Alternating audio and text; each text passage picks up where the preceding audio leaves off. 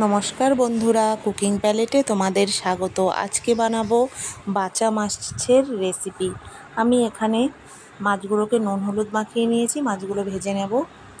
আর এদিকে একটা মশলা করে নেব। আমি নিয়েছি কয়েক কোয়া রসুন, কয়েক কোয়া আদা, নিয়েছি একটা পেঁয়াজ, দিয়ে দিলাম শুকনো লঙ্কা 3-4টে, 1 চামচ ধনের গুঁড়ো, আর দিয়েছি 1.5 চামচ জিরের গুঁড়ো। আমি মাছ ভাজা তেলের মধ্যেই কালো জিরে ফোড়ন দিয়ে মশলাটা বাটা হয়ে গেছে, দিয়ে দিলাম।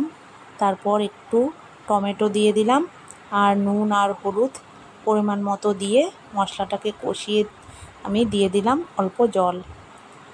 তো ঝোলটা ফুটে গেছে। এবার আমি মাছগুলোকে দিয়ে একটু ফুটে যাওয়ার পর গরম মশলা দিয়ে নামিয়ে নেব। গরম মশলা দিয়ে একটু ফুটিয়ে নিয়েছি, এবার আমি নামিয়ে নেব। তো বন্ধুরা, নামিয়ে নিয়েছি। তোমরা এই মাছটা একবার ট্রাই করে দেখতে পারো, সত্যিই খুব টেস্টি হয়। তো ভালো থেকো, সুস্থ থেকো।